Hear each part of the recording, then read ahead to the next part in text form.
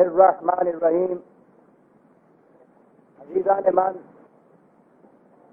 آج مئی 1969 کی 4 تاریخ ہے اور درس قرآن کریم کے سلسلہ نو میں آج آغاز کلام سورہ بقرہ کی آیت 196 سے ہوتا ہے. آپ کو یاد ہوگا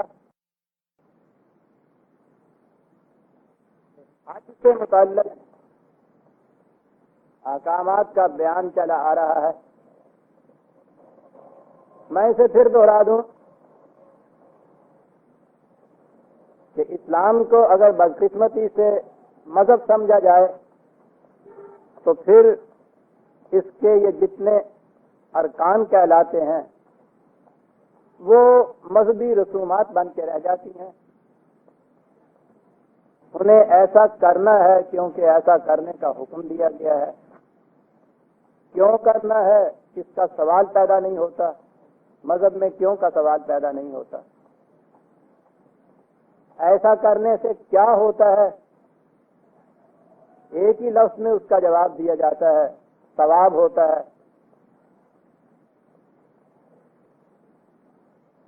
اور آگے جب یہ سوال آ جائے کہ پھر ثواب کیا ہوتا ہے تو پھر وہ ثواب ہوتا ہے.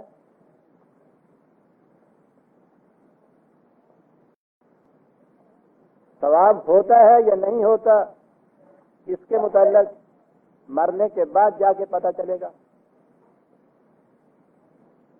لیکن اگر اسلام کو دین کی حیثیت سے لیا جائے، ایک نظام زندگی کی حیثیت سے، ایک اجتماعی حیات انسانیہ کی حیثیت سے، تو اس میں پھر یہ جتنے ارکان کہلاتے ہیں، احکام کہلاتے ہیں، وہ اس کے عظیم پروگرام کے مختلف اجزاء بن جاتے ہیں.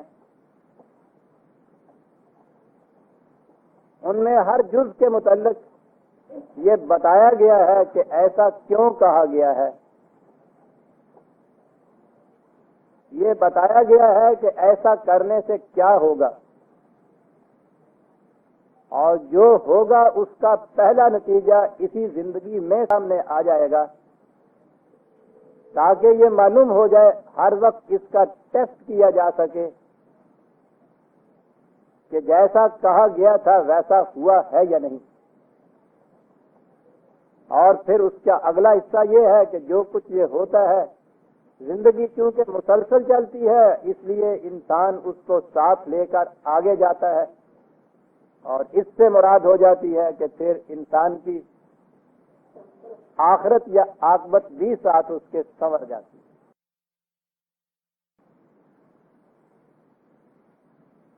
حج کو اگر مذہب کی سطح پہ لیا جائے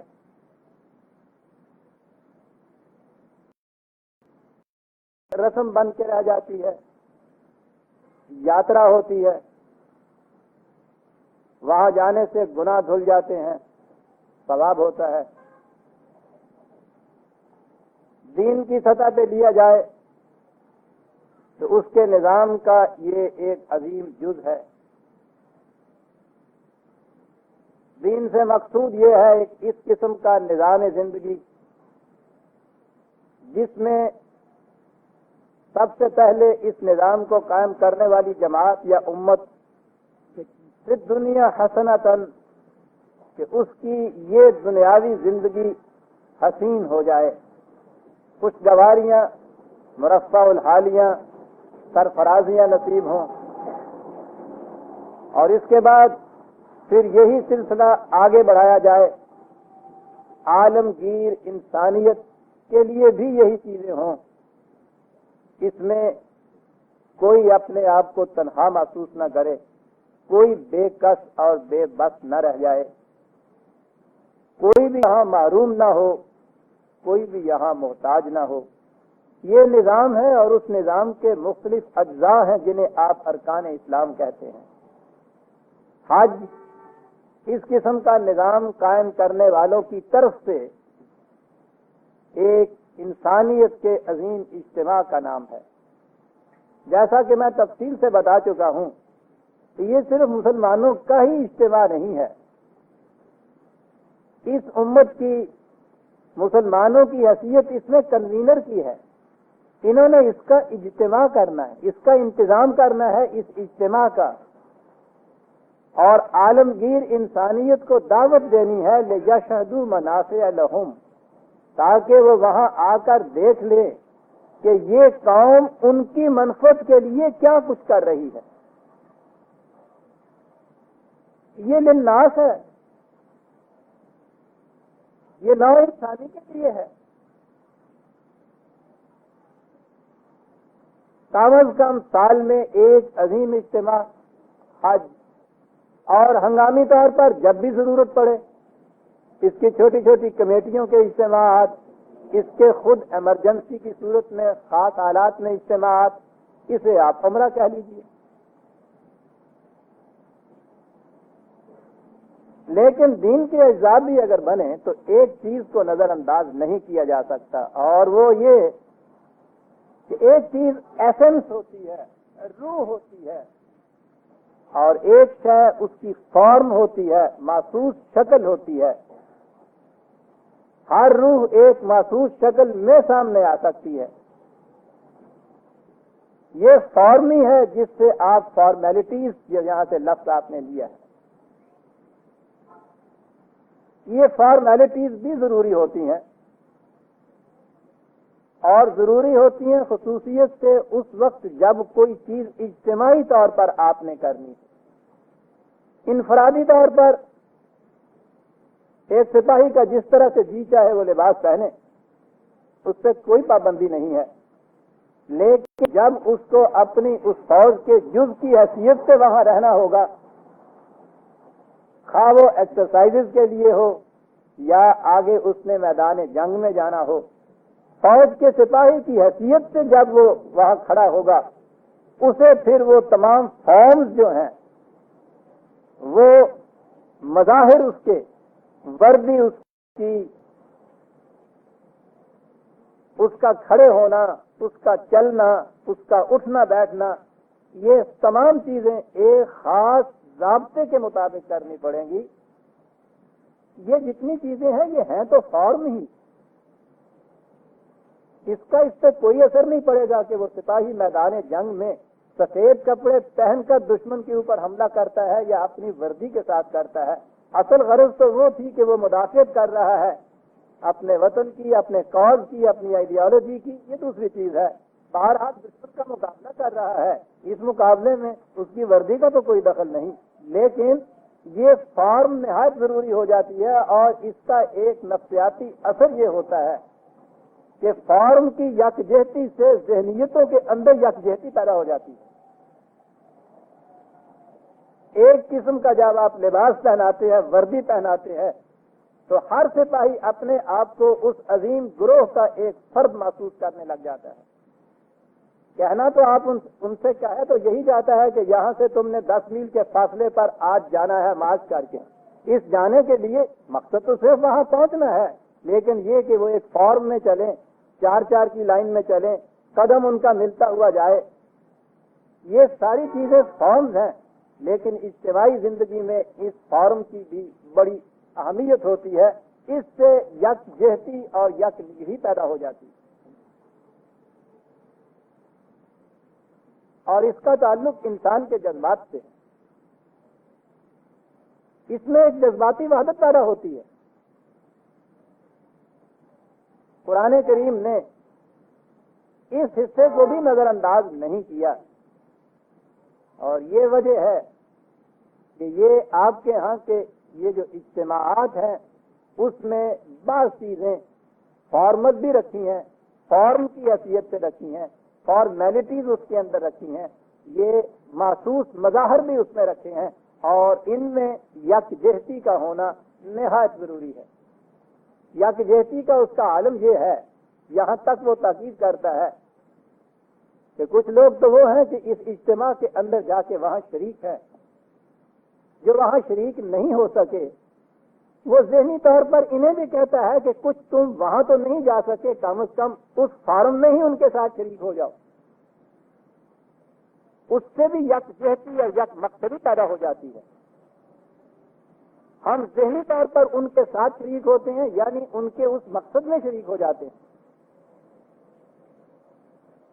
حج کا اجتماع تو جیسا میں نے عرض کیا ہے، انسانیت کی الجھے ہوئے معاملات کو سلجھانے کے لیے ایک عالمگیر کانفرنس ہے، مجلس مشاورت ہے، اس میں شرکت سے مقصود یہی ہے، لیکن اس میں کچھ فارمیلٹیز ہیں، اور اس میں ایک خاص چیز یہ ہے کہ جس خطہ میں، جس قوم میں سب سے پہلے اسلام کا ظہور ہوا، ان میں بعض چیزیں چلی آ رہی تھی، جو چیزیں ان میں ایسی تھیں جو انسانیت کے مفاد کے خلاف، دین کی روح کے خلاف تھیں، ان کو تو منسوخ کر دیا گیا، لیکن جو چیزیں ایسی تھیں جن میں کوئی مضرت کا پہلو نہیں تھا، جو دین کی روح کے خلاف نہیں جاتی تھیں، ان کو علی حال ہی رہنے دیا یا ان میں کچھ ترمیم کر دی گئی۔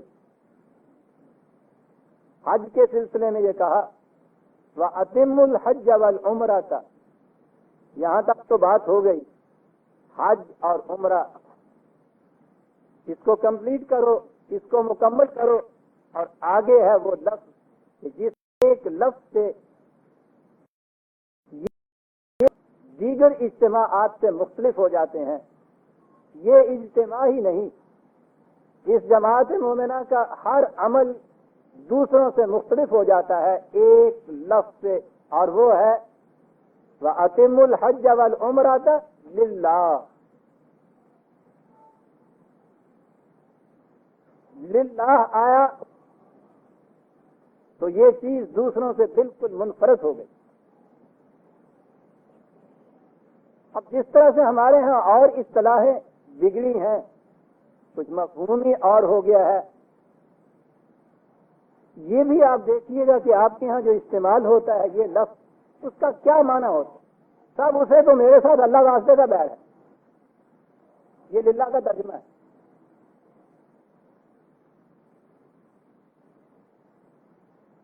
یہ چیز للہ فلہ ہونی چاہیے تھا۔ چلیے، حالانکہ یہ بڑی عظیم چیز، جو کام بھی دنیا میں انسان کرتا ہے، ایک تو اس کا انفرادی مقصد اس میں ہوتا ہے، ذاتی مقصد اس میں ہوتا ہے، یہی چیز ہے جسے سیلفشنس آپ کہتے ہیں۔ ایک فرد صرف اپنے اغراض کے لیے کچھ کرتا ہے، اور ایک مقصد وہ ہے کہ جس میں وہ پوری عالمگیر انسانیت کے لیے کچھ کرتا ہے، انسانیت کا مفاد اس کے پیش نظر ہوتا ہے، دوسروں کا فائدہ اس کے پیش نظر ہوتا ہے، براہ راست اپنی غرض اس میں پوشیدہ نہیں ہوتی۔ ہر وہ عمل جس کی یہ کیفیت ہو اسے قرآن کی اصطلاح میں للہ کہا جاتا ہے۔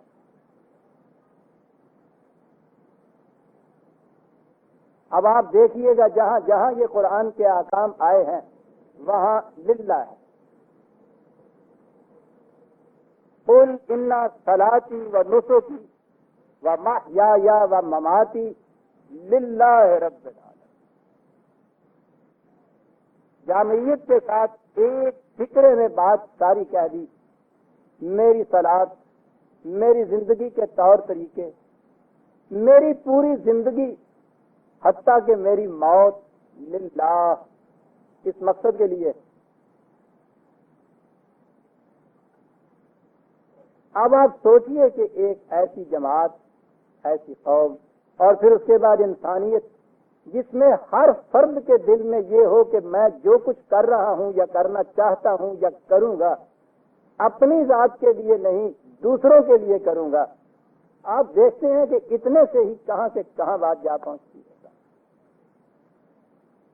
اس ذہنیت کی تبدیلی کا نام ایمان ہے اللہ پر۔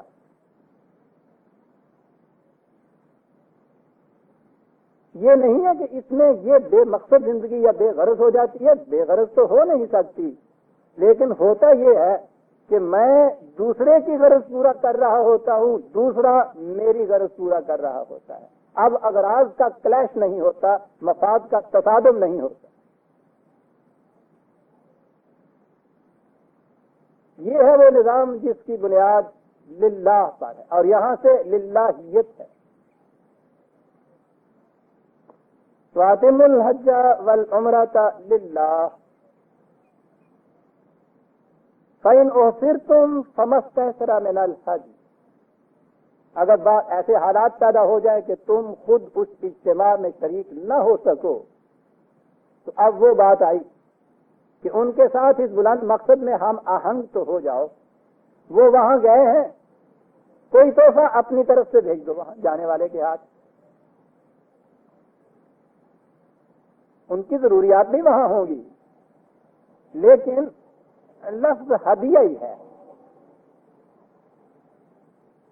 تحفتاً اپنی طرف سے کچھ بھیج دو. ہمارے ہاں اس ہدیے کے لیے بھی قربانی کا جانور کہہ دیا گیا. میں آگے چل کر عرض کروں گا قربانی کا جو تصور ہے وہ بھی قرآنی نہیں ہے. اس کے لیے تو قرآن میں قربانی کا لفظ تک بھی نہیں آیا. وہ تو بات ہی اتنی ہے کہ وہاں اتنا عظیم اجتماع ہونا ہے.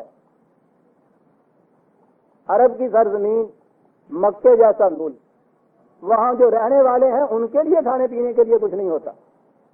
اب جو باہر سے چلے جائیں 1 لاکھ آدمی، تو وہاں انتظام کیا ہوگا؟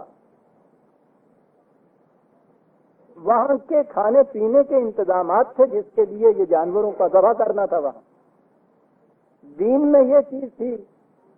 سورہ حج میں آپ آئیں گے تو میں آپ کو بتاؤں گا، تفصیل سے یہ لکھا ہے کہ بھائی وہاں جاؤ تو اپنے لیے سامان ساتھ لے کے جانا. وہاں مکے والوں کے پاس تو وہ خود کھجور کی گٹھلیوں پہ گزارا کرتے ہیں، تمہیں کہاں سے کرائیں گے؟ اور ساتھ لے جانے کے لیے اس زمانے میں جبکہ سامان وسائل رسل و رسائل کی اتنی کمی تھی، اب تو ہوائی جہازوں سے اور ہیلی کاپٹروں سے بھی دوسری جگہ کھانا پہنچایا جا سکتا ہے. اس زمانے میں تو اس قسم کا انتظام نہیں تھا. ایسا عمدہ انتظام کیا کہ پورے کا پورا اسٹور کھانے پینے کا آپ کے ساتھ ساتھ چلا جا رہا. یعنی کسی دوسرے کے اوپر لادا بھی نہیں آپ نے، اٹھایا بھی نہیں آپ نے، باندھا بھی نہیں آپ نے، کوئی پیکج کا انتظام نہیں کرنا پڑا. چلا جا رہا ہے آپ کے ساتھ. جہاں آپ کی ضرورت آئی، آپ کو ضرورت پیش آئی، وہیں وہ حاضر ہے. تر و تازہ کیا چیز؟ گوشت کے جانور، کوئی بکریاں، کوئی بھیڑیں، کوئی اونٹ. کتنا اچھا انتظام تھا یہ. اور پھر وہاں آگے چل کے دیکھیں گے کہ اس میں سامان تجارت اور اس قسم کی چیزیں بھی لے جانی ہوتی تھی. ٹھیک ہے، یہ لاد کے لے جاؤ، آپ کا کھانا جو ہے، آپ کا سامان لاد کے ساتھ لیے جا رہا. وہاں ضرورت پیش آئے جب ذبح کرو، کھاؤ. قرآن نے کہا ہے خود بھی کھاؤ، وہاں والوں کو بھی کھلاؤ. بڑے غریب آدمی ہیں وہاں واقع جو ہیں. بہرحال یہ ایک انتظامی شکل تھی کہ اجتماع کے لیے. اور جو نہیں جا سکا ہے اس کے لیے کہا کہ اپنی طرف سے کچھ تحفہ تن وہاں بھیج دو. اب اس میں کل بھی ہم آہنگی ان کے ساتھ پیدا ہو گئی. وہ وہاں ہیں، آپ جا نہیں سکے، اپنی طرف سے کچھ تحفہ بھیج دیا. اب وہاں ان کے لیے کچھ فارمیلٹیز ہیں، کچھ فارمز ہیں، اور اس میں بھی وہ فارم میں بھی یہ چیز ملحوظ رکھی گئی ہے کہ ان لوگوں کا سارا وقت اس مقصد کے لیے صرف ہو جس کے لیے یہ اتنے دور دراز علاقوں سے آئے ہیں. یہ کہا کہ وہاں بھائی وہاں جاؤ تو اتنے عرصے کے لیے یہ نہ کرو کہ صاحب صبح اٹھ کے تو مجھے شیو کرنا ہے، ضروری بات ہے، اور آج ہیئر کٹنگ ہوگی. کہا کہ یہی وقت اس میں صرف کرو، جانے دو اتنے دنوں کے لیے. نہ اگر شیو کیا، نہ اگر حجامت بنوائی تو کیا ہو جاتا ہے. اب وہاں کے لیے تو یہ صورت ہے کہ اتنے عرصے کے لیے وہاں وہ حجامت نہیں مثلا بنواتے. یہاں والوں کے لیے کہا کہ تم نے ان کے ساتھ ہم رنگ ہونا ہے. ہدیہ تو بھیج دیا، ولا تہلکوا رؤوسکم حتی یبلغ الہدی محلہ. تو تم بھی اتنا عرصے تک ذہن وہیں رکھو اپنا کہ اب یہ میرا تحفہ وہاں تک پہنچا، اب یہ ہدیہ وہاں گیا، اب وہ اجتماع ہے اس میں پہنچا ہوگا. اتنے عرصے میں جتنے میں انہوں نے بھی اپنے ہاں وہ مصروف ہیں ان چیزوں میں، کہا تم بھی ان کے ساتھ وحدت فکر و نظر کے لیے وحدت مظہر جو ہے اس کو بھی ساتھ رکھو. فارم بھی ان جیسی تم اس زمانے میں پوری کر لو، تم بھی حجامت نہ بنوا. اس خیال سے ہر وقت کے وہاں میرے بھائی، میرے دوست، یہ ایک گروہ امت کا اس کام میں مصروف ہے اور ہر وقت تمہارا دھیان ان کے ساتھ لگا رہے. یہ ہے فارمیلٹی سے مقصد. فمن کان منکم مریضا او بہ اذى من راسه ففدیۃ من صیام او صدقۃ او نسک فاذا امنتم. وہاں بھی یہ صورت پیدا کرو کہ وہاں اتنے دنوں میں یہ نسم حجامت نہ بنواؤ. اگر کوئی بیمار ہے، سر میں کوئی تکلیف ہے، تو خیر پھر کوئی اس کی مجبوری نہیں ہے کہ ضرور یہی کچھ کراؤ تم نہ کرو. اس صورت میں پھر یعنی یہ اس کے بعد کی صورت ہے کہ جب یہ حجامت بنوانی ہو تم نے تو اس کے لیے کچھ فدیہ دے دو. یہ فدیے یہ مثلاً کے 2-3 دن کے روزے رکھ لیے، کچھ کا دیا، کچھ تحفہ تحائف دیا، یہ بجائے خیر چیز نہیں ہے. یہ تو ان کے ساتھ ہم آہنگی کے لیے آپ اپنے دل میں خیال پیدا کرتے ہیں اور اس کی محسوس شکل یہ ہوتی ہے. اصل شے وہ ایسنس ہے، یاد رکھیے، وہ روح ہے. لیکن ہر شراب کے لیے ایک بوتل کی ضرورت ہوتی ہے. ہر مجرد حقیقت ایبسٹریکٹ ٹروتھ جو ہے جب بھی عمل میں آئے گا تو وہ محسوس شکل میں عمل میں آئے گا.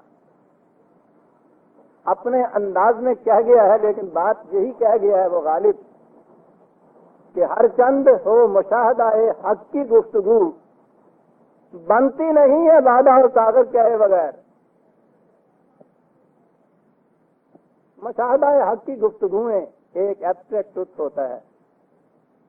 اس کے متعلق جب بات کی جائے گی تو پھر محسوس تشبیہات نہیں کہی جا سکتی ہے. یہ وہ محسوس تشبیہات ہیں کہ جن کو آپ فارمیلٹیز ان میں کہتے ہیں. لیکن اس کے بعد تو پھر یہ کیفیت ہو جاتی ہے کہ شراب ختم ہو گئی ہوتی ہے، پیالہ ہی خالی رکھا ہوا ہے صاحب چلیے. اب تو پیالے رہ جاتے ہیں، پھر مقصود بذات بن جاتی ہیں یہی چیزیں. فمن تمتع بالعمرۃ الى الحج فما استيسر من الهدي فمن لم يجد فصيام 3 ايام في الحج و7 اذا رجعتم تلك 10 كاملة ذلك لمن لم يكن اهله حاضر المسجد الحرام. یہ وہی فارمیلٹی کہ جب پھر امن کی صورت ہو جائے تو اس کے بعد 3 دن کے روزے حج میں، 7 دن کے اس کے بعد یہ 10 دن کے روزے ہو گئے. یہ اس کے لیے ہے کہ جو وہاں کا رہنے والا نہ ہو، جس کے اہل و عیال وہاں نہ ہوں. اور یہاں تک کہنے کے بعد یہ ہے قرآن، یہاں تک فارمیلٹیز آ رہی ہیں، مظاہر آ رہے ہیں. اب یہ چیز کہ کہیں انہی کو مقصود بالذات نہ سمجھ لینا، وہیں کہہ دیا واتقوا اللہ واعلموا ان اللہ شدید العقاب. مقصد یہ ہے، یاد رکھو، قوانین خداوندی کی نگہداشت کرنا یہ مقصود ہے. اور اس کے بعد ایک جو اگلا ٹکڑا ہے اس نے تو بات عجیب بات بیان کر دی. ذہن میں نہیں آتا کہ اس کے بعد ان اللہ شدید العقاب کے کیا معنی ہیں. کہ یاد رکھو خدا جو پیچھا کیا کرتا ہے، عقوبت دیتا ہے، وہ بڑی سخت ہے، اس کی گرفت بڑی محکم ہوتی ہے. اس معاملے میں کہاں یہ بات کہی؟ وہ یہ چیز کہ اگر یہ واتقوا اللہ والی بات نہیں ہے، مقصود قوانین خداوندی کی نگہداشت نہیں بلکہ صرف فارمیلٹیز کی آبزروینس ہو گئی، محض رسومات کا پورا کرنا ہو گیا، تو یاد رکھیے یہ چیز جو ہے بجائے اس کے کہ تمہیں جسے کہتے ہو کچھ ثواب دے گی، یہ تو ایسی چیز ہوگی کہ جس کے اوپر گرفت ہوگی، اور گرفت بڑی سخت ہوتی ہے خدا کی. اور گرفت تو ہمارے سامنے ہے عزیزان من. 14 لاکھ کا اجتماع ہو رہا ہے حج میں. اس سے جتنا روپیہ صرف ہوتا ہے پوری امت کا، اسی کو دیکھ لیجیے. وہ جو اس میں زحمت سفر ہوتی ہے، صعوبات ہوتی ہیں، وہ تو چھوڑ دیجئے، ایک ایک فرد کو الگ ہوئی. ملی طور پہ یہ اتنا وقت اتنا اس میں صرف ہوتا ہے. یہ سارا کچھ ہونے کے بعد وہاں ہوتا کیا ہے؟ پوری عرب کے قلب کے اندر ایک ذرا سی لکیر ہے جسے آپ اسرائیلی حکومت کہتے ہیں. وہ اتنی سی لکیر ان کے لیے درد جگر بن کے رہ گئی. ایک اتنی بڑی قیامت صغرا ہے ان کے لیے، ابھی صغرا ہی ہے. ان کے عزائم کو سامنے دیکھیے تو یہ قیامت کبرا بننے والی ہے. مراکش سے لے کے اگر عربوں تک ہی آپ رہیں تو آپ دیکھیے کہ حجاز تک ساری عربوں کی مملکتیں وہاں موجود ہیں.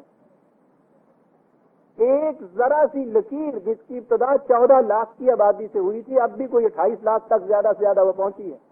آپ کے ایک شہر کی آبادی کے برابر انہوں نے تڑپا تڑپا دیا ہے ان کو.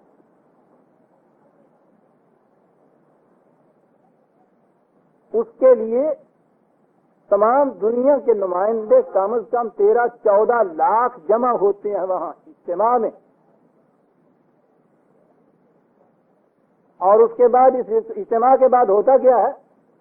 حج میں دعا کی جاتی ہے کہ یا اللہ اٹلی کی توپوں میں کیڑے پڑیں، یہ اسرائیل والوں کے ہاں تو اپنا غضب نازل کر، ان کو تباہ کر دے، برباد کر دے.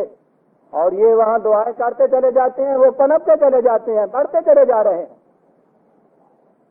اس سے زیادہ شدید العقاب کیا کوئی اور تفسیر بھی ہو سکتی ہے عزیزان من؟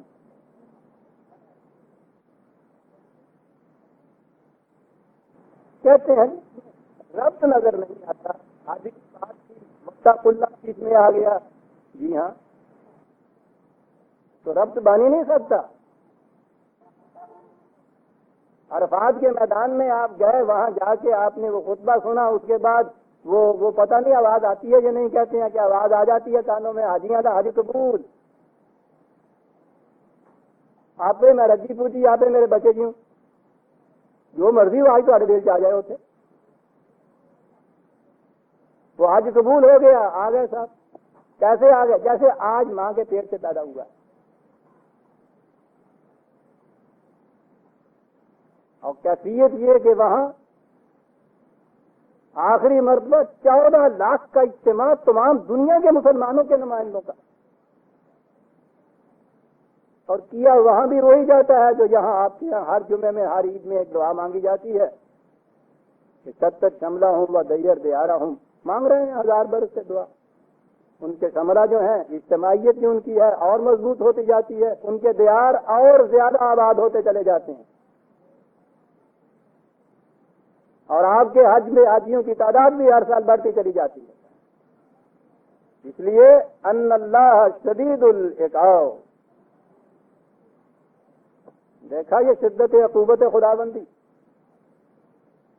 اجتماعی طور پہ دولت ہی اگر آپ دیکھیں تو آپ دیکھیے گا کہ کس قدر دولت جو ہے آپ کے کام ہوتی ہے.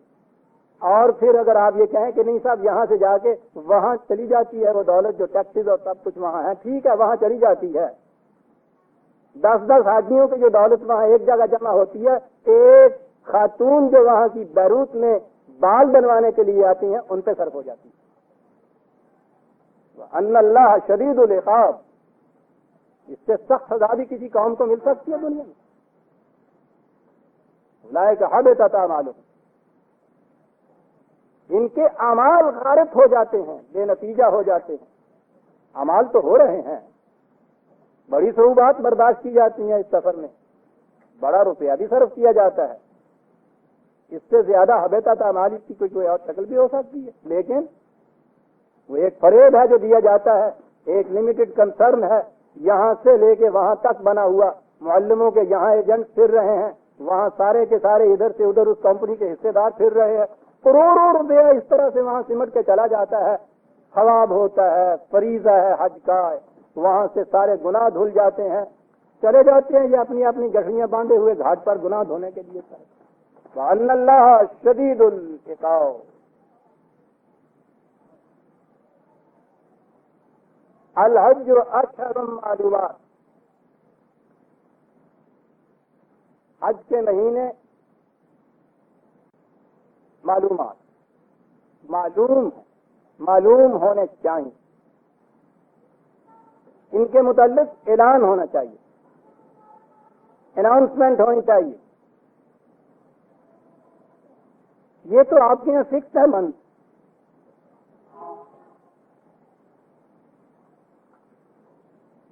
حج کا مہینہ تو ہر ایک کو پتا ہے، چلا آ رہا ہے. یہ یہاں اس کے لیے خصوصیت سے کیوں کیا گیا کہ وہ تو ایسی چیز ہونی چاہیے جس کے متعلق معلوم ہر ایک کو علم اس کا ہو جائے، اناؤنسمنٹ ہو جائے. نظر آتا ہے کہ یہ ضروریات کے تقاضے کے مطابق ہر سال مقرر ہوا کرے گا وہاں. کہ امسال تو یہ ہوا ہے، اس کے بعد کب ہونا ہے حج، کب اجتماع ہوگا، یہ فیصلہ وہاں ہوگا اور پھر ساری دنیا کے اندر اس کی اناؤنسمنٹ ہونی چاہیے، اشر معلومات، علم ہونا چاہیے اس کا۔ ٹھیک ہے، اگر آپ یہ چاہتے ہیں کہ ہمیشہ کے لیے کوئی ایک ہی وقت ہو تو وہ معلومات میں آ گیا، لیکن اگر آپ دین کی ضروریات کے اعتبار سے اجتماعات چاہتے ہیں تو اس کے لیے تو ضروری ہے کہ اس کے لیے عام اس کا علم ہونا چاہیے، اس کی پبلسٹی عام ہونی چاہیے۔ آج کی اصطلاح میں ہم یوں کہیں گے فمن فرض فیہن الحج فلا رفث ولا فسوق ولا جدال فی الحج۔ اس اجتماع میں یاد رکھنا، بڑے اہم مقصد کو لے کے تم گئے ہو۔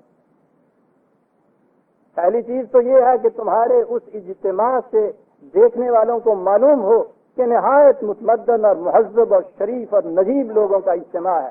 رفث یہ کہتے ہیں ہر وہ بات کے جو پایا ثقافت سے گری ہوئی، کوئی ایسی وہاں حرکت نہ ہونے پائے جو پایا ثقافت سے گری ہوئی،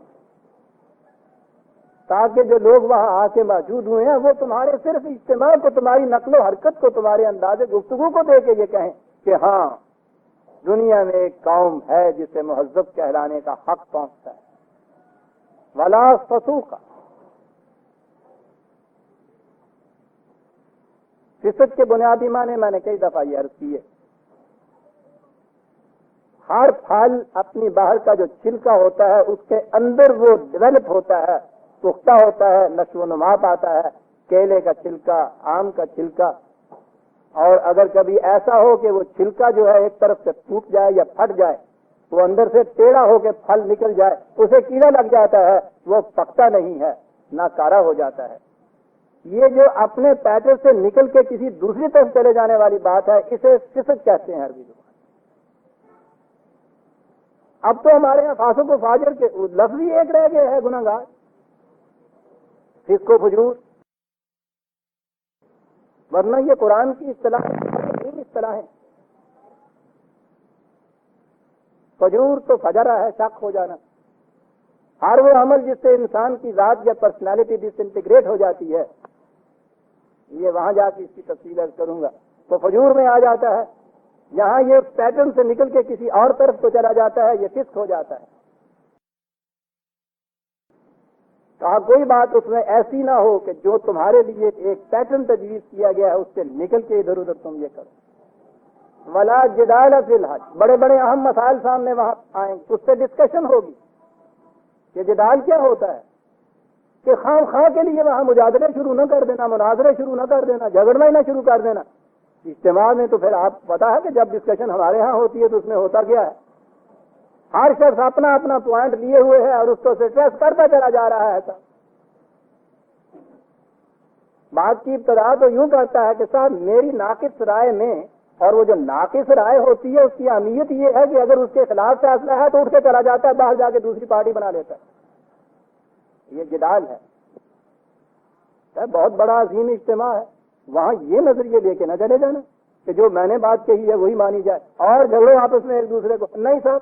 اور پھر اس کے بعد تو آپ دیکھتے ہیں بھیا وقت 10 بدلہ بول رہے ہوتے ہیں۔ جدال کا یہ عالم ہوتا ہے۔ ولا جدال فی الحج وما تفعلوا من خیر یعلمہ اللہ، دیکھیں گے ہم یہ چیز کہ وہاں تم خیر کے کام کیا کرتے، وہ امور کے جن سے تمہارے اختیارات میں وسعتیں پیدا ہوتی چلی جائے، یہ کچھ وہاں کرنا ہے۔ وتزودوا، بڑی چیز کہی۔ اس آیت کا بھی ایک عجیب مفہوم لیا جاتا ہے کہ آپ کو پتا ہے کہ یہاں سے اٹھ کے چل دیا کرنے کے لیے، اول تو یہاں سے ہی بھیک مانگنی شروع کی کہ میری آخری عمر ہو گئی ہے، پتہ نہیں میں نے جینا ہے یا نہیں جینا ہے۔ ایک حسرت ساری عمر کی میرے دل میں تھی کہ حج کر کے آؤں، میرے پاس زیادہ راہ نہیں ہے، میرے پاس پیسے نہیں ہیں۔ ہے کوئی اللہ کا بندہ، ایک پھر حج بدل نکل آیا ہمارے، یعنی جانا مجھے ہے راول پنڈی، وہاں وہ کام ہے کہ صاحب آپ ہو آئیے میری جگہ۔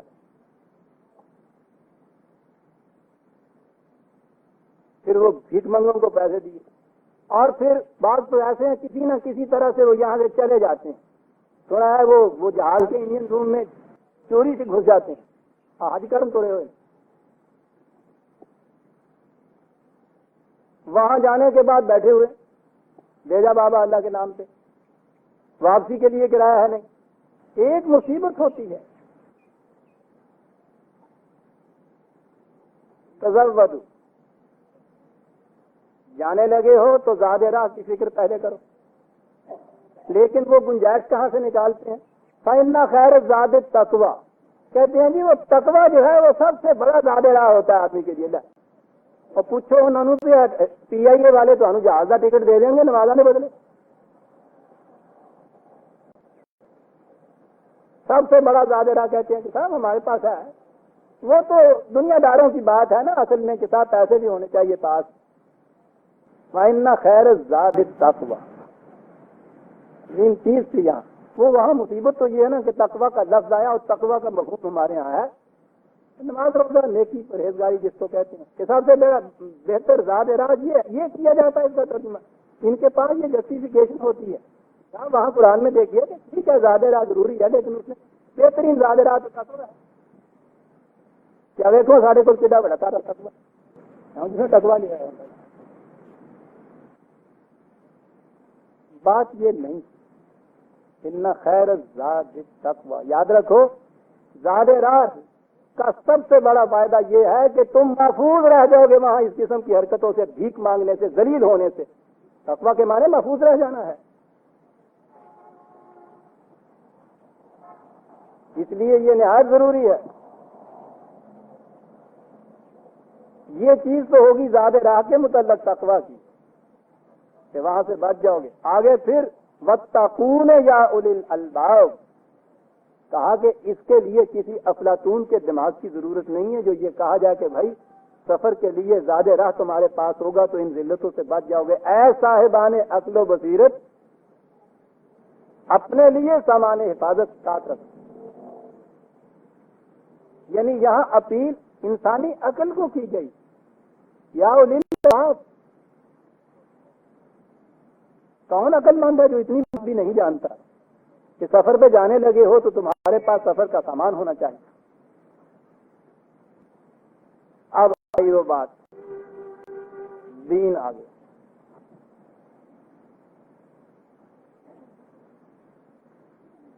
حج کے لیے جانا ثواب کی خاطر، نیکی کی خاطر.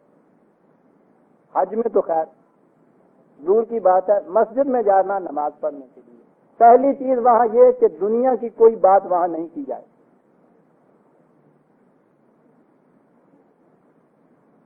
اس کے بعد اب حج جیسا اجتماع ہو وہاں دنیا داری کی بات سوال ہی پیدا نہیں ہوتا.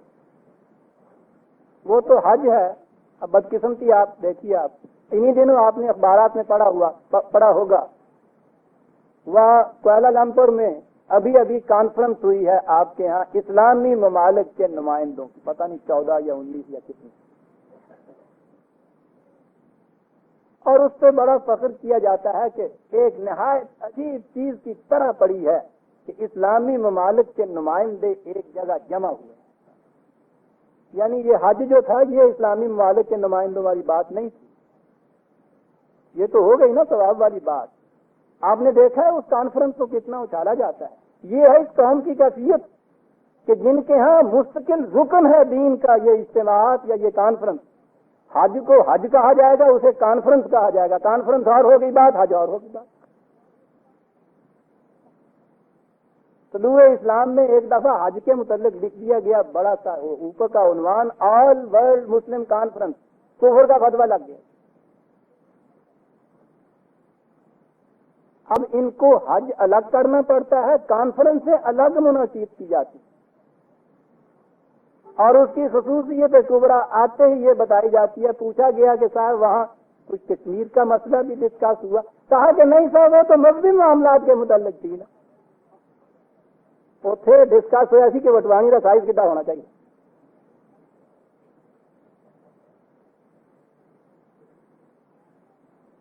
مذہبی معاملات کے متعلق غور فرمائیے عزیزان من، ذہنیت کہاں چلی جاتی ہے. وہاں یہ کیا سوال تھا؟ وہ اسرائیل کے الفتح والے کہیں بیچاروں نے کچھ ذہن میں سمجھ کے کہ کچھ بھائی وہاں جمع ہو رہے ہیں، اتنی سلطنتوں کے نمائندے اکٹھے ہو رہے ہیں، امیر جمع ہیں، اب آپ درد دل کہہ لو، وہ درد دل کہنے کے لیے آ گئے، بھول ان کی اندر داخلہ نہیں ہونے دیا، ان کو ممنوع ہے اندر جانا۔ کیوں بھائی؟ تم تو وہاں سیاسی بات کرو گے، ٹھیک ہے، اسلام میں سیاسی معاملے کا کیا تعلق؟ اور جو ان کو سنو اسٹیج کے اوپر اور ممبر کے اوپر گلا پھاڑتے ہوئے اسلام میں صاحب دین اور دنیا اور آخرت، سیاست اور مذہب تمام یکساں، اس میں کوئی سنویت نہیں، کوئی ڈویلٹی نہیں ہے، ہاں ایک ادبی شاہ پارا ہے جو گلے سے چلا آ رہا ہے۔ اور عملاً کیفیت یہ ہے کہ کانفرنس ہو رہی ہے کہ جی اس میں تو صرف مذہبی مسائل کی گفتگو ہوئی، حج جیسی ایک آپ کے یہاں کی کانفرنس، اس میں تو صاحب سوال ہی نہیں، دنیا کی بات ہی نہیں کی جا سکتی۔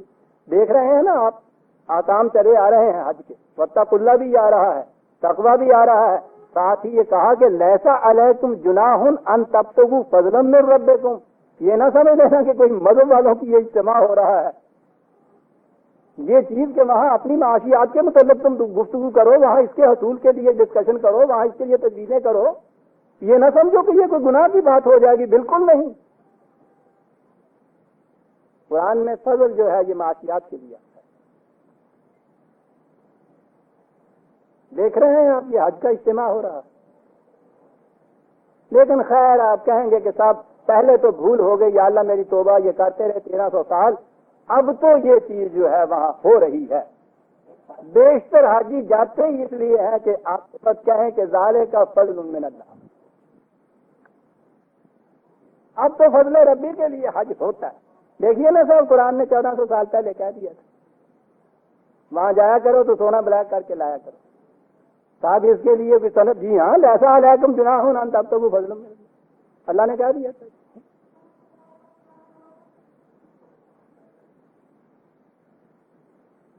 کوئی حرج نہیں اس میں، قطعاً ذہن میں یہ بات نہ آ جائے کہ صاحب مذہبی اجتماع ہے وہاں تو ثواب صرف ہے، وہاں یہ چیز جو معاشیات کے متعلق یہ گفتگویں کرنی، یہ خالص دنیا داروں کا مسئلہ ہے، یہ نہیں ہے۔ فَإِذَا أَفَضْتُم مِّنْ عَرَفَاتٍ فَاذْكُرُوا اللَّهَ عِندَ الْمَشْعَرِ الْحَرَامِ، عرفات کا میدان،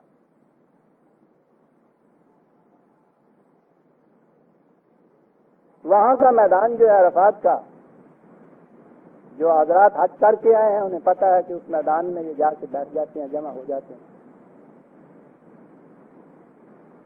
پھر وہاں امام وہ جبل رحمت جو ہے اس پہ کھڑا ہو کر، جانے ان کی بلا کے وہ کیا کہہ رہے، یہ جانتے بھی تو وہاں کیا پلے پڑتا، وہ کچھ لکھے ہوئے 4 فکرے ہوتے ہیں وہ وہاں پڑھ لیتا ہوگا صاحب، اور اس کے بعد یہ مطمئن ہوتے ہیں، آواز آ جاتی ہے حاجیوں کا حج قبول، 2-3 دن وہاں ٹھہرنے کے بعد پھر یہ وہاں سے ثواب کما کے وہاں آتے ہیں۔ یعنی یہ ساری چیزیں جو ہیں یہ رہ گئی رسم اذاں، روح بلالی نہ رہی، یہ رسومات ساری وہاں ہوتی ہیں۔ پھر آتے ہیں، پھر آ کے مینا میں قیام کیا جاتا ہے، 3 دن وہاں رہتے ہیں، وہاں قربانیاں ہوتی ہیں، وہاں یہ سب کچھ ہو رہا ہے، وہاں کچھ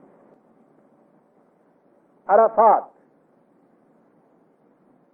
یہ آپ کے ہاں کا عرفہ، ساڈے کرائی سے حرفہ ہو گیا، نہ بن گیا، اولا ختم دعائیاں یاد ہے تو ہم، لیکن اب تو وہ بھی بات چلی گئی۔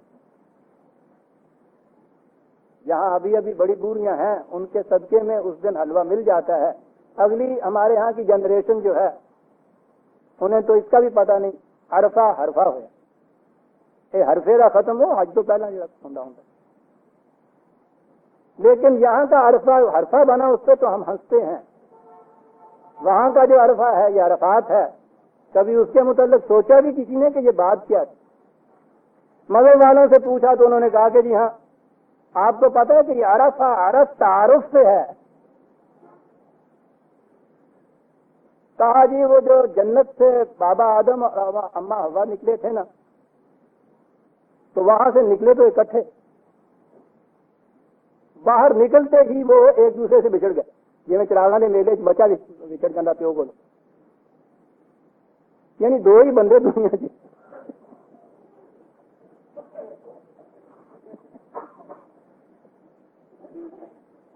وہ بچھڑ گیا کیوں کہتے بچھڑ گیا کیوں نہیں کہتے.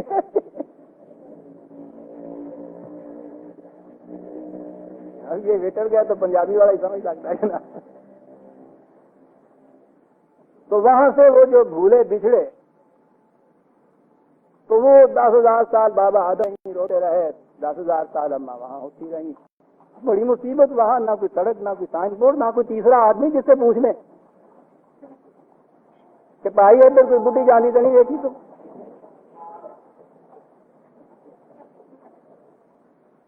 تو وہ اس کے بعد پھرتے پھراتے وہ معلوم نہیں کس طرح سے وہ ایک جگہ آ کے تو ان کا ٹکراؤ ہو گیا, مل گئے آپس میں.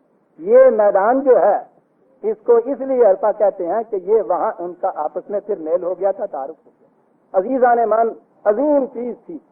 ساری دنیا کے مسلمانوں کے نمائندے وہاں جا کے اکٹھے ہوتے ہیں. سب سے پہلی چیز وہاں یہ ہونا چاہیے کہ باہمی انٹروڈکشن ہونا چاہیے. انٹروڈکشن کو عربی زبان میں عرفات کہتے ہیں, تعارف کہتے ہیں, متعارف ہونا کہتے ہیں. میدان عرفات جہاں ایک دوسرے سے تعارف ہو. اور آج اس میدان کی کیفیت کے جو یہاں سے حاجی اکٹھے جاتے ہیں میدان عرفات میں ایسے بچھڑتے ہیں ایک دوسرے کو دبا ہی نہیں دے رکھے. یہ میدان عرفات ہے. اور جڑی پچھان پہلا ہوں وہ بھی بھول جاتی ہے اتنے جا کے.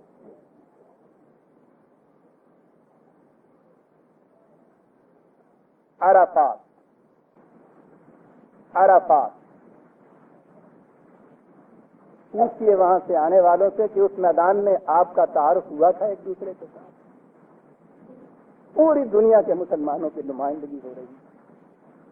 حج کی ابتدا وہاں سے ہوتی ہے. یہ جو پہلی چیز ہے نا کہ حرم میں یہ طواف وغیرہ جو قصہ ہے, اصل میں وہ چیز ہے جو وہاں ہوتی ہے. اور وہاں یہ چیز, اس میدان میں تعارف ہوگا وہاں. پھر ان کے ہاں کا جو اس سیشن کا انہوں نے اپنے چیئرمین چنا ہوگا, وہ وہاں ایک متحدہ پروگرام ہوگا, اس کی اناؤنسمنٹ کرے گا, وہاں کھڑا ہوگا, اعلان کرے گا کہ یہ جو اجتماع ہے اس میں یہ ایجنڈا ہے, اس کے اوپر ڈسکشن ہوگی. وہاں سے یہ کچھ کرنے کے بعد لوٹیں گے اور پھر آ کے یہ مینا میں اکٹھے ہو جائیں گے. کم از کم کوئی 3 دن وہاں رہتے ہیں. اس ایجنڈا کے اوپر یہاں گفتگو ہوگی اور وہاں یہ انتظام ہوگا اس چیز کا کہ اکٹھے ہوئے ہیں. اب سارے کھانے پکانے میں نہ لگ جائیں. آج ہم نے یہ کہہ دیا کہ صاحب پاکستان کے نمائندوں کی طرف سے شام کا کھانا ہوگا, اس لیے کہ یہ سب تو لگے ہوئے ہیں اس پروگرام کی ڈسکشن میں جس کی اناؤنسمنٹ وہاں ہوئی ہے. فَإِذَا أَخَذْتُم مِّنْ عَرَفَاتٍ فَاذْكُرُوا اللَّهَ عِندَ الْمَشْعَرِ الْحَرَامِ. یہاں پہنچنے کے بعد یہ مقام جو ہے مشعر, یہ ظرف مکان بنا لیا گیا شعور. وہ مقام جہاں بیٹھ کے تم نے اب عقل و شعور سے ان چیزوں کے اوپر گفتگو کریں.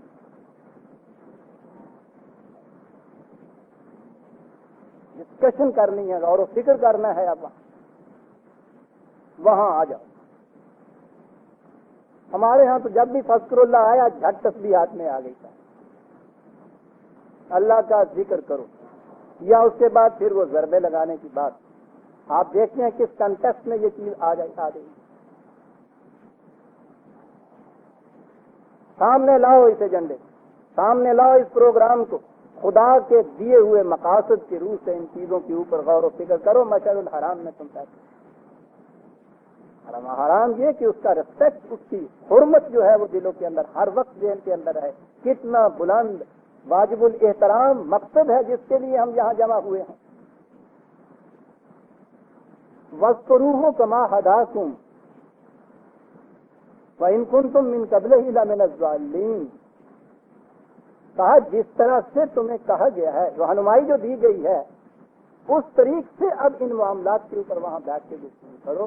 اس سے پیشتر عہد جاہلیہ میں تم نے اس کو ایک میلہ ہی سمجھ رکھا تھا. یہ بات یہ نہیں ہے. آپ دیکھتے ہیں کہ من قبل ہی لمن الضالین یہاں آیا ہے کہ یہ اس مقصد کے لیے تھا یہ سب کچھ کرنا. اس سے پیشتر یہ مقصد تمہاری نگاہوں سے گم تھا. اب ہم نے جو رہنمائی کی ہے اس کے مطابق کیجیے. اس رہنمائی کے مطابق وہاں حج ہوئے. آپ کو پتا ہے کہ وہ تمام معاملات جو مملکت میں یونیورسل ہوتے تھے, بعض تو مقامی ہوتے ہیں, جن کا تعلق پوری ملت سے ہوتا تھا، حج میں وہ معاملات آ کر ڈسکس ہوتے تھے. ہم کم از کم خلافت راشدہ یا کم از کم خلافت حضرت عمر رضی اللہ عنہ تک تو یہ موجود ہے تاریخ میں ہمارے ہاں. حتیٰ کہ اہم جو مقدمات ہوتے تھے ایسے بین الاقوامی جسے آپ کہتے ہیں، جیسے وہ ہیگ کی آپ کے ہاں کی کورٹ ہے انٹرنیشنل، اس قسم کے جو معاملات ہوتے تھے وہ بھی حج میں آ کے ڈسکس ہوا کرتے تھے. وہ مقدمات جو اس قسم کے ہوتے تھے، دو گورنروں میں، دو ولایتوں میں آپس میں معاملہ ہے، وہ بھی وہاں آ کے ان کا تصفیہ ہوا کرتا. وَاذْكُرُوهُ كَمَا هَدَاكُمْ وَإِن كُنتُم مِّن قَبْلِهِ لَمِنَ الضَّالِّينَ ثُمَّ أَفِيضُوا مِنْ حَيْثُ أَفَاضَ النَّاسُ. کیا بات ہے. اب اس کے بعد وہاں سے آ جاؤ. کیسے ذہن میں یہ اب ہو گیا کہ جی ہونے دے، پہلا محمد دین تو کہتے تھا، ہوں حاجی محمد دین کہو بھائی. یعنی وہاں سے آتے ہی ذہن میں کچھ ہو جاتا ہے کہ ہم باقیوں سے کچھ الگ ہو گئے ہیں. قرآن ہے، وہاں سے آؤ جیسے عام لوگ آتے ہیں، اور کون سا تو خواب کا پر لگ گیا تمہارے ساتھ. کیا بات. واستغفر اللہ، ہر وقت خدا کی حفاظت طلب کرتے رہو. یاد رکھو کہیں لغزش نہ ہونے پائے. ان اللہ غفور الرحیم. فَإِذَا قَضَيْتُم مَّنَاسِكَكُمْ فَاذْكُرُوا اللَّهَ كَذِكْرِكُمْ آبَاءَكُمْ أَوْ أَشَدَّ ذِكْرًا. کہا مذہب کی دنیا میں جب بھی کہیں بیٹھو کیا ہوتا ہے؟ اسلاف کی کہانیاں بیان کی جاتی، بزرگوں کے کارنامے بیان کی جاتی. کوئی مجلس آپ لے لیجئے مذہب، تبرکن خواہ پہلے قرآن کی آیت کی تلاوت ہی کیوں نہ ہو جائے، جتنی وہاں وہ آپ باتیں سنیں گے سارے اسلاف کے ساتھ کریں. کہا یہاں جمع ہوئے ہو تو اس مقصد کے لیے نہیں، بلکہ یہاں قانون خداوندی کے مطابق جہاں بھی کریں. جس شدت سے پہلے تم اسلاف کے کارنامے بیان کیا کرتے تھے، اس سے زیادہ شدت سے اب قانون خداوندی کے مطابق باتیں یہاں کرو. میں نے یہ چیز کہی کہ ذکر سے مراد ہمیشہ قرآن کی روح سے قوانین خداوندی کے متعلق گفتگو کرنا، اس نظام کے متعلق گفتگو کرنا. یہ چیز میں نے اب خود نہیں کی، قرآن سامنے رکھ کے اپنی طرف سے کچھ کہنا تو صرف استنباط بھی نہیں ہے، انفرنس بھی نہیں ہے، قرآن کی نص ہے. یہ آیت آدھی ابھی میں نے پڑھی جہاں یہ لکھا ہوا ہے کہ جب ان چیزوں سے فارغ ہو جاؤ مناسک سے تو پھر یہ ذکر اللہ کرو. باقی آیت کا حصہ یہ ہے فَمِنَ النَّاسِ مَن يَقُولُ رَبَّنَا آتِنَا فِي الدُّنْيَا وَمَا لَهُ فِي الْآخِرَةِ مِنْ خَلَاقٍ وَمِنْهُم مَّن يَقُولُ رَبَّنَا آتِنَا فِي الدُّنْيَا حَسَنَةً وَفِي الْآخِرَةِ حَسَنَةً وَقِنَا عَذَابَ النَّارِ أُولَٰئِكَ لَهُمْ نَصِيبٌ مِّمَّا كَسَبُوا وَاللَّهُ سَرِيعُ الْحِسَابِ. اور اس کے بعد ہے پھر وَاذْكُرُوا اللَّهَ فِي الْأَيَّامِ. دیکھ رہیے صاحب قرآن سامنے ہے تو ذرا غور کیجیے گا ان الفاظ. وَاذْكُرُوا اللَّهَ پہلے آیا ہے، درمیان میں ان آیات کے تسلسل میں یہ چیز آئی کہ یہاں سمجھ لو یہ جو وَاذْكُرُوا اللَّهَ ہم نے کہا ہے قانون خداوندی کی بات.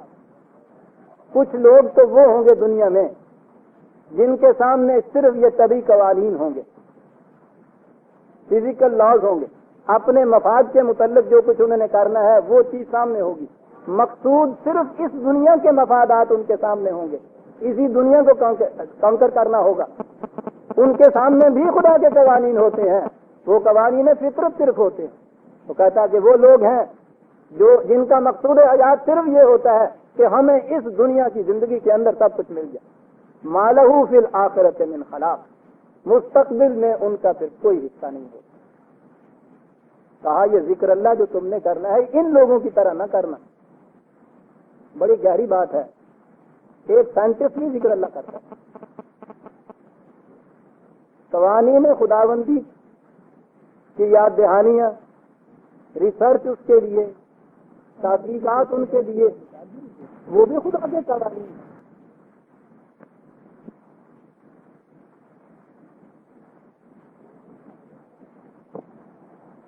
جی یہ وہ مقامات ہیں عزیزان مان جہاں یہ حقیقت ابھر کر سامنے آتی ہے کہ قرآن کس قسم کا مکمل ضابطۂ حیات دیتا ہے.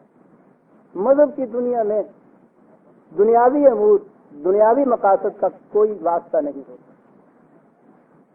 اس کے برعکس جسے آپ سیکولر نظام کہتے ہیں، اس میں منتہا مقصود جو ہے وہ اسی دنیا کے مفاد ہوتے ہیں، مقاصد ہوتے ہیں۔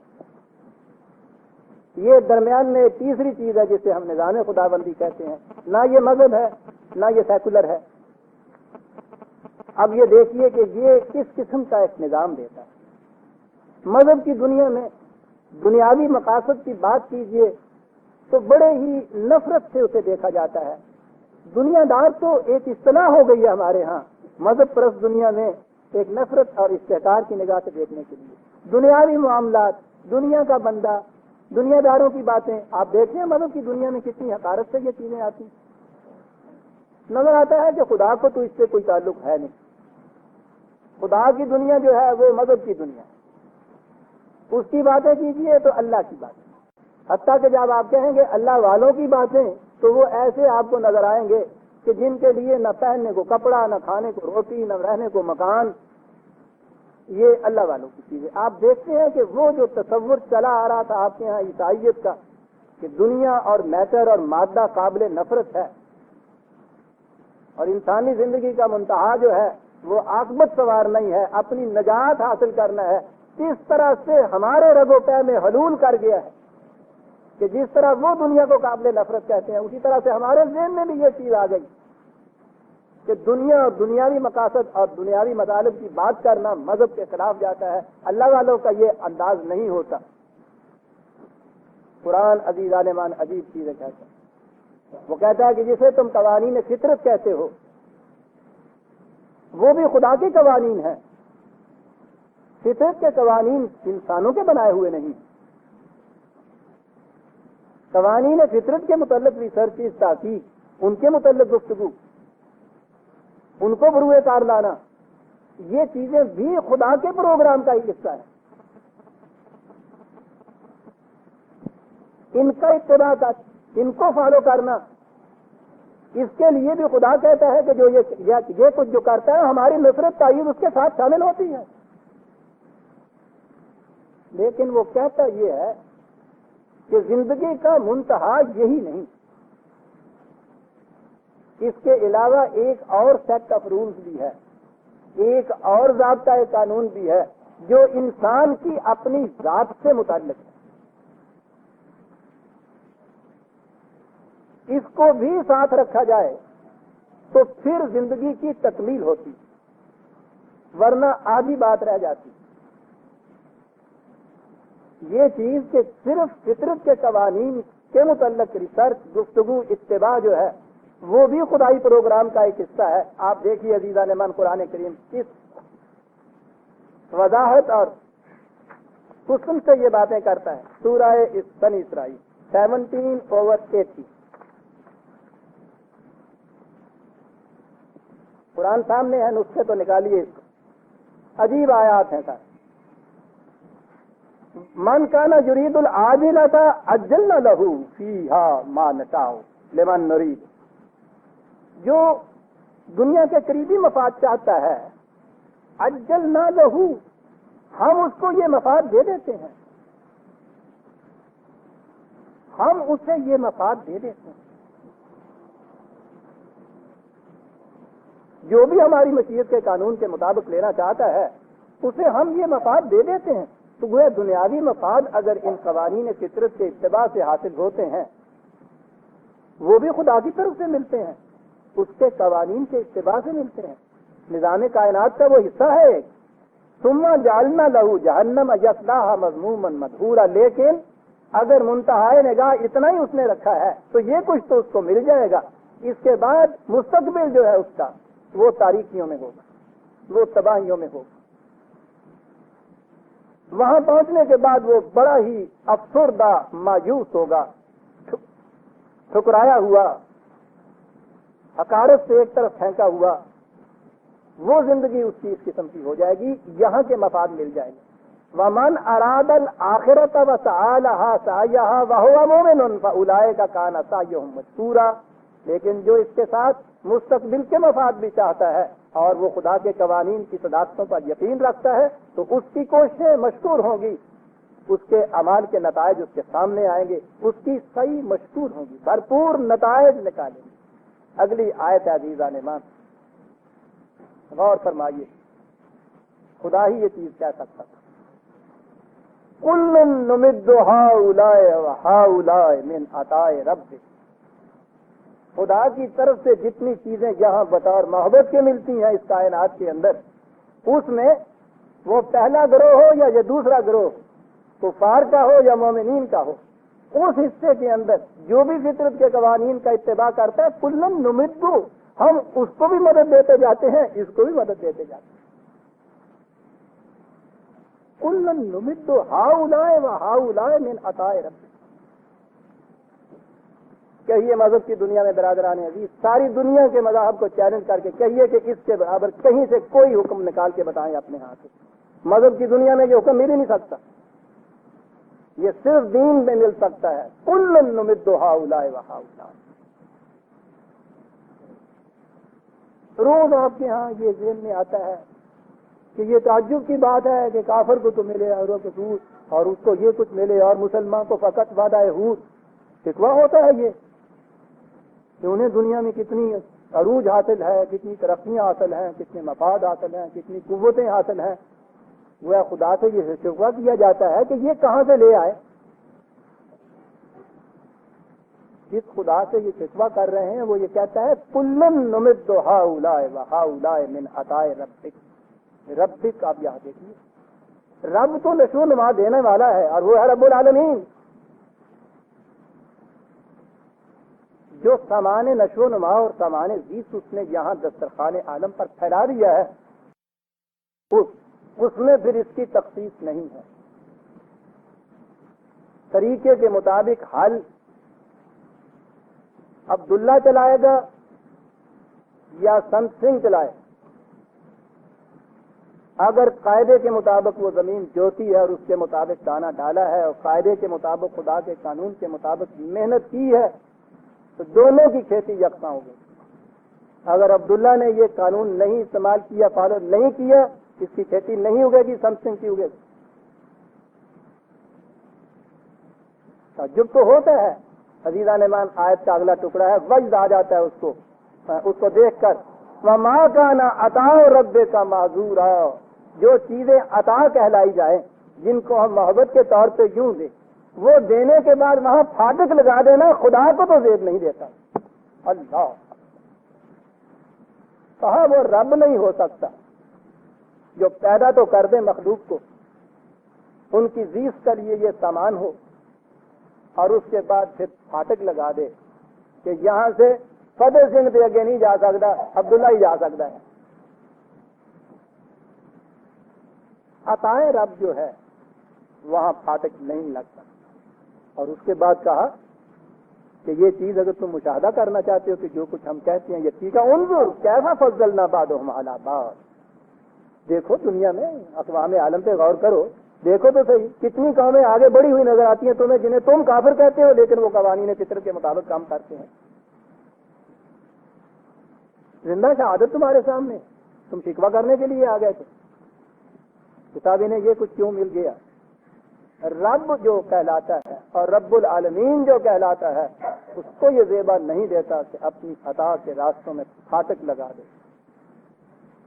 دیکھتے نہیں ہو کس طرح سے قومیں ایک دوسرے کے اوپر سبقت کرتی بڑھتی چلی جاتی ہیں، کس طریقے سے؟ یہی ہے وہ کہ عطائے رب کے سامنے پھاٹک نہیں لگا دیے گئے۔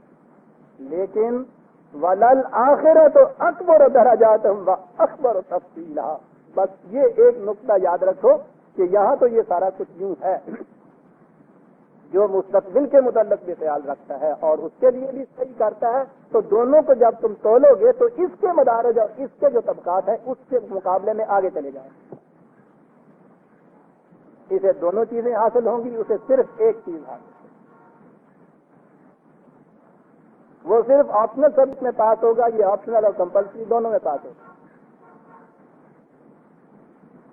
لہذا لا تجعل مع اللہ الہا آخر فتقعد مذموما مخذولا، یاد رکھو قانون ایک ہی کا یہاں چلتا ہے، دو کے قوانین نہ چلانے شروع کر دینے کہ فطرت کے قانون میں تمہارا، فطرت کی زندگی میں دائرے میں تمہارا ایک قانون کا ضابطہ ہو اور انسانوں کی تمدنی زندگی کے اندر کسی اور کا ضابطہ لے آؤ، یہ شرک ہو جائے گا۔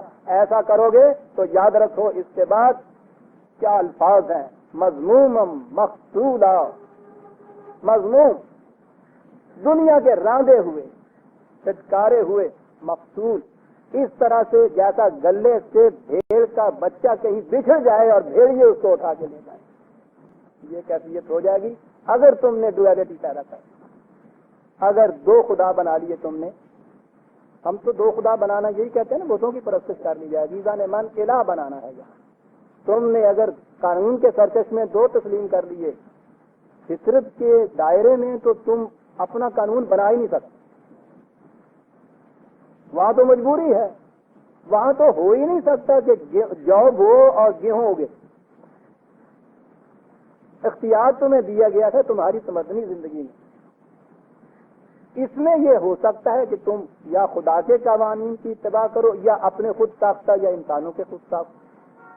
خدا کے قوانین کی اتباع کرو تو توحید ہو گئی، دونوں دائروں کے اندر ایک ہی کا قانون چلا۔ اور یہاں اگر تم نے اپنے خود ساختہ یا دوسرے انسانوں کے بنائے ہوئے قوانین کا نفاذ کیا تو دو خدا، دو الہ بن گئے۔ تو کہا کہ دو الہ نہ بنانا، جو ایک الہ بنائے گا ان دونوں دائروں میں، اس کو یہاں بھی عطائے رب سے سب کچھ ملے گا اور اس کا مستقبل بھی درخشندہ اور تابناک ہو جائے گا۔ دو الہ بناؤ گے تو وہ فطرت کے قانون کے مطابق جو کچھ حاصل کرنا چاہو وہ ملتا چلا جائے گا۔ ہم وہاں فاتح نہیں لگائیں گے کہ تم کافر ہو، تمہارا نام رامداس ہے، بالکل نہیں، وہ تو ملتا جائے گا۔ یہ جو حصہ ہے یہ جہنم ہو جائے گا تمہارا۔ تین کیٹیگریز ہو گئے برادران ابھی۔ ایک تو ان کی کہ جنہوں نے صرف فطرت کے قوانین کو مسخر کیا اور اس دنیا میں وہ اس عرض سے چھوڑ کے آسمان تک اور اجرام فلکی تک اور چاند اور سورج تک کیا پہنچے، لیکن انسانی زندگی کے اندر انہوں نے اپنے ہی قوانین کو الہ بنایا، اس لیے یہ خوشگواریاں تو ان کو مل جائیں گی۔ انسانیت کا مستقبل جو ہے وہ جہنم میں چلا جائے گا، جا رہا ہے، آج ہی آپ دیکھ رہے ہیں۔ ایک کیٹیگری لیکن بہرحال اس دنیا کی منفعت بخشیاں تو حاصل ہو گئی۔ دوسری کیٹیگری وہ ہو گئی کہ جنہوں نے ان قوانین کا بھی اتباع کیا، مسخر کیا فطرت کی قوتوں کو اور ان کے ماحصل کو استعمال کیا، خدا کے بتائے ہوئے ان قوانین میں جو تمدنی زندگی سے متعلق ہیں، جو وحی کے ذریعے ملتے ہیں، جو قرآن کے اندر محفوظ ہیں، ان کو اس دنیا کی سرفرازیاں بھی حاصل ہوئیں اور مستقبل بھی درخشندہ اور تابناک رہا۔ یہ دوسری کیٹیگری ہو گئی۔ پہلی کو کہہ لیجئے کہ اقوام مغرب آج کے، دوسری کیٹیگری قرآن جنہیں مومنین کی جماعت کہتا ہے، اور تیسری کیٹیگری کہ جنہوں نے نہ خدا کے قوانین کا اس دائرے میں اتباع کیا اور نہ اس دائرے میں اتباع کیا، خسر دنیا والآخرہ وذالک کا خسران المبین۔ یہ کون ہو گئے؟ صورت ببین عالم محفوظ۔ مجھ سے نہ پوچھیے عزیزان من، اپنے آپ سے پوچھیے، تاریخ کے اوراق سے پوچھیے، جنہوں نے جس کو قرآن نے کہا ہے فتح کر دو مذموما مخذولا، یہ کیفیت تمہاری ہو جائے۔ ہاں، لہذا میں کہہ یہ رہا تھا کہ یہاں قرآن نے جو کہا ہے ذکر اللہ، وہاں آؤ تو پھر ذکر اللہ کرو، ربط ملازہ فرماؤ۔ جہاں اللہ کو ہر جگہ بے ربطی نظر آتی ہے، یہاں ہے ذکر اللہ کے بعد فَمِنَ النَّاسِ مَن يَقُولُ رَبَّنَا آتِنَا فِي الدُّنْيَا وَمَا لَهُ فِي الْآخِرَةِ مِنْ خَلَاقٍ۔ کیٹیگریز اس قسم کی دو نظر آئیں گی تمہیں، ایک وہ جو اسی دنیا کے مفاد اور مطالب کو مقصود نگاہ بنا لیں گے، ان کا مستقبل میں کوئی حصہ نہیں ہوگا۔ وَمِنْهُم مَن يَقُولُ رَبَّنَا آتِنَا فِي الدُّنْيَا حَسَنَةً وَفِي الْآخِرَةِ حَسَنَةً وَقِنَا عَذَابَ النَّارِ۔ دوسرا گروہ وہ ہوگا جو فطرت کے اس دائرے میں بھی ان کی مسائی مشکور ہوں گی اور ان کا مستقبل بھی تابناک اور درخشندہ ہوگا۔ یہ ایمان والوں کی جماعت ہے۔ اولئک لہم نصیب مما، ان کو بھی یہ نہیں ہے کہ انہوں نے عبداللہ نام رکھا لیا تھا تو اس لیے یہ کچھ ملے گا۔ نصیب مما کسبوا، انہوں نے اس کے لیے جو اکتساب کیا، جو کمائی کی، جو عمل کیا، اس کا نتیجہ یہ ہوگا کہ دونوں دنیایں ان کی درخشندہ ہو جائیں گی۔ تو یاد رکھو، آپ غور کیجئے کہاں یہ بات آئی ہے، واللہ سریع الحساب۔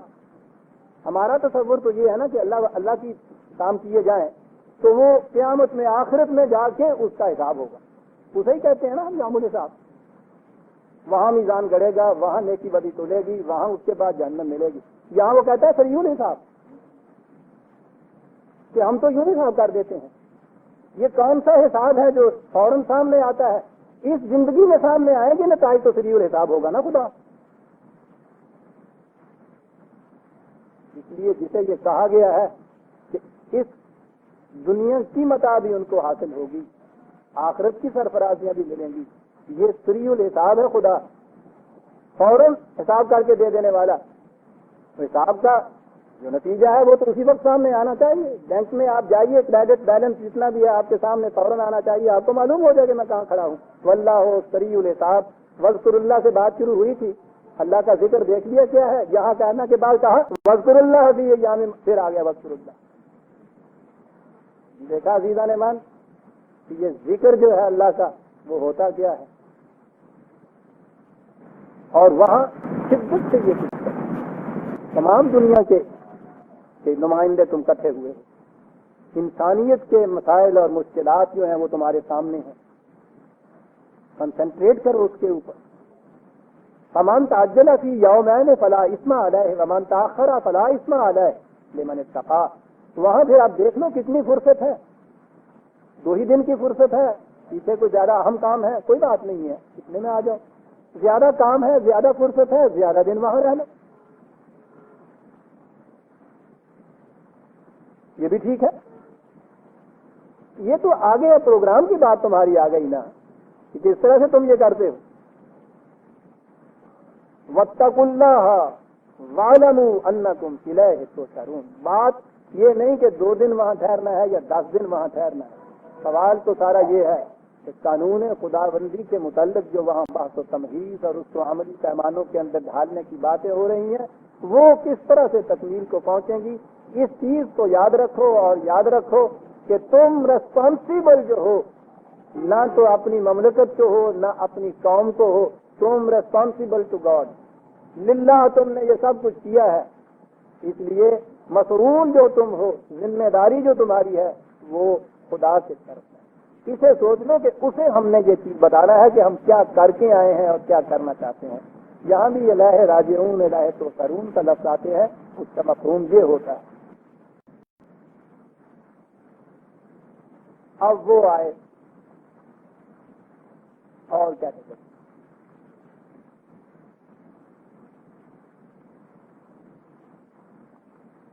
مسلمان ہے،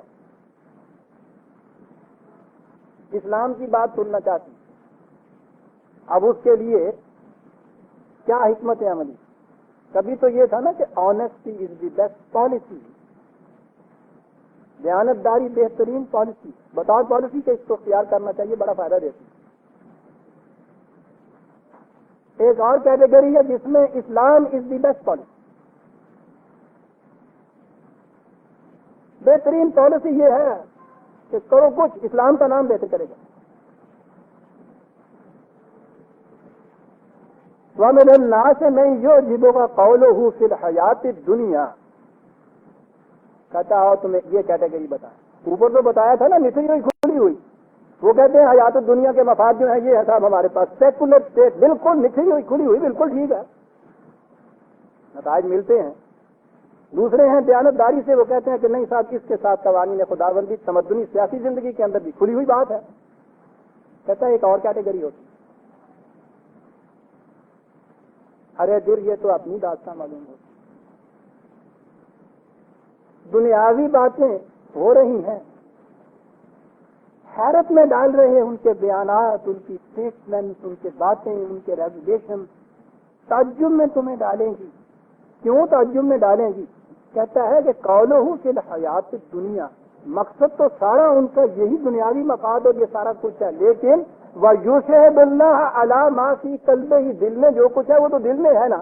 قسمیں کھا جائیں گے خدا کی کے ساتھ، بالکل اسلام کی خاطر، مسلمان کی خاطر، اللہ کے لیے یہ سب کچھ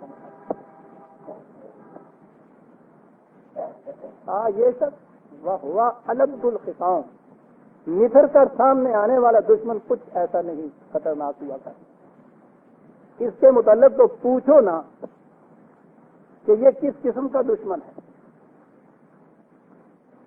بظاہر یہ وائلنٹ یا ایگریسر نہیں نظر آتا. عجیب ہے قرآن کی یہ ٹرم کہ یوں نظر آتا ہے کہ یہ کوئی چیز اس میں وائلنس کی نہیں، کوئی تشدد کی نہیں، کوئی ایگریشن نہیں، کوئی تغلب نہیں. باتیں صاحب ایسی باتیں کہ یہ بکا تمہیں حیرت میں ڈال، قدم قدم کے اوپر خدا کو بیچ میں لاتا چلا جائے گا. لیکن کہا کہ یہ وہ جو کھلے ہوئے ایگریشن سے دشمن آتے ہیں اس سے کہیں زیادہ خطرناک ہے. یہ الیکشن تک یہ سارا کچھ کر رہا ہے. وَإِذَا تَوَلَّىٰ سَعَىٰ فِي الْأَرْضِ لِيُفْسِدَ فِيهَا وَيُهْلِكَ الْحَرْثَ وَالنَّسْلَ.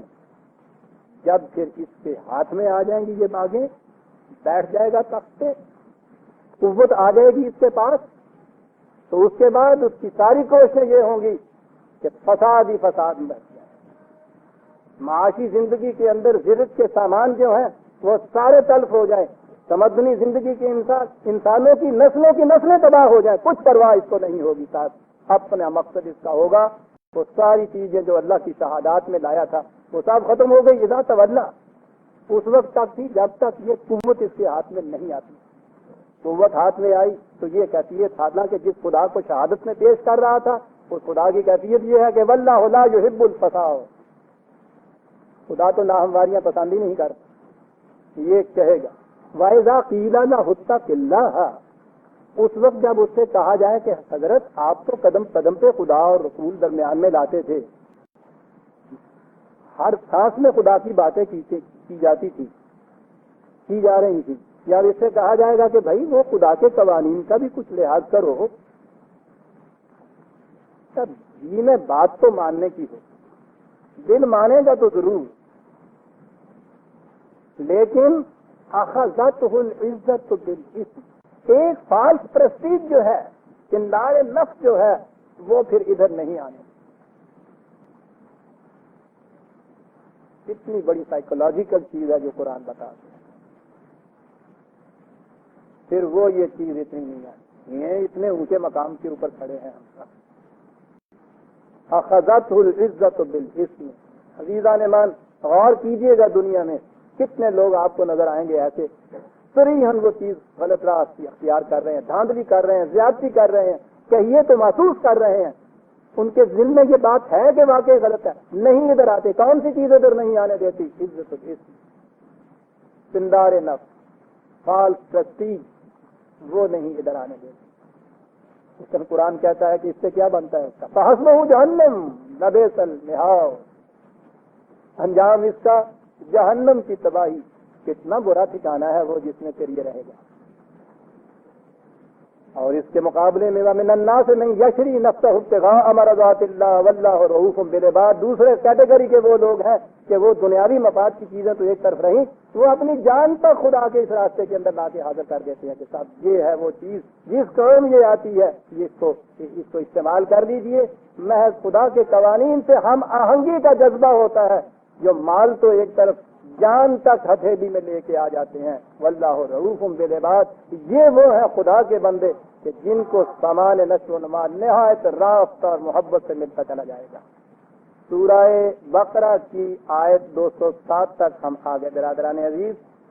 اور اس کے بعد پھر یہ ہے کہ وہ جو دو خدا بتائے تھے ان کے مقابلے میں ایک خدا کے ماننے والے، ایک الہ کو رکھنے والے، ان کی کیفیت کیا ہوتی ہے. اور آگے پھر تاریخ کے شواہد سے اس کی صداقت کا ثبوت ہم پہنچایا جائے گا. اسے ہم آئندہ لیں گے. ربنا تقبل منا انک انت السمیع العلیم